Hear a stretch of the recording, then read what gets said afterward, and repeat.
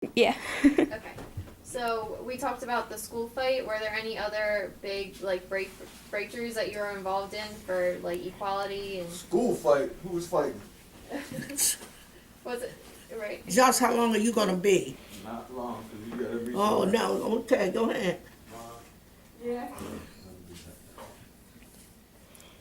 So what did you say, honey? So were you involved in any other like equality movements when you were growing up, or because I know like the school thing was a big step. It sounds like it at least. Well, no, like I told her before you came, nobody ever talked about it or said anything about it until Mr. Rogers. Do you know him from the Historical Society in Berwyn? It has to do with the Easttown high school and stuff. And he brought it up about, I'll say 5 or 6 years. I think I told you, didn't I? 5 or 6 years ago. I really have a lot of papers and things, but they're downstairs from when this school fight talk started again. And if you have to, if it's important to you, I could look them up and give them to you because I'm not interested in it. I'm really not interested in it anymore. I will go when they have something about it and tell them what I know because then I will know it's the truth, what's being said.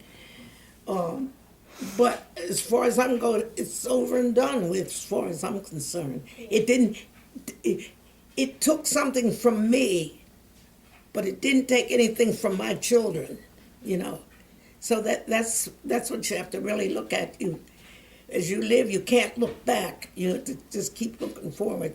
And I could have said, oh, well, they didn't treat me nice, and I could have been nasty and mean, you know, when I went to work or to some people's children, which they trusted me with. You know, I worked for a lady. She used to go away, and I stayed with the kids so much till my kids got jealous. You know, I had to stay with them while they went away. But she said her kids would never stay with anybody else that worked for her so that she could travel with her husband. He was a salesman for some stove. Now I don't even remember what the stove's name was. But he used to, the names was Cancelli. They lived down on North Valley Road. He lived there, like almost up on Valley Forge Mountain.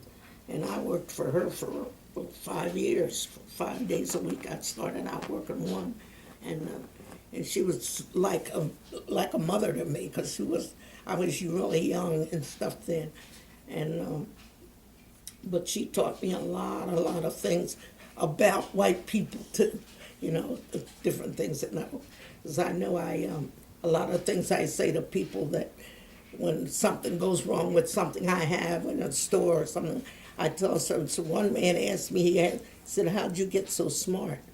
You know, one man, it was in Strawbridge, he used to work. So I said, from working for white people, like you knew all the dirty tricks you tried to pull. He was really shocked. So, what would you say? Would you say that there's a difference between how whites and blacks would treat each other back when you were younger, or has it changed now to how they treat each other? It has changed in a way. At first it did change, but now people are nasty and conniving and everything back like they were before. And there's still plenty of hate between white and blacks out there. There's still, you know, I can be going, and I'm old and I don't walk up straight and I walk slow. That people, a man especially, and some women will walk in the store and just let the door go in your face. Wherein once, I don't remember where I was, but I never forgot it. I was going up to the door and a guy came running from way back. I don't even know where the young man came from. But he came up and he held the door. And I said to him, are you holding the door for somebody? He said, yes, for you. I said, well, where were you? Because I saw you running back from where. He said, I just saw you walking. And I know you're an older lady and I just wanted to hold the door for you. So you see, and he was a white boy. It's just really I think life goes in who you were raised by.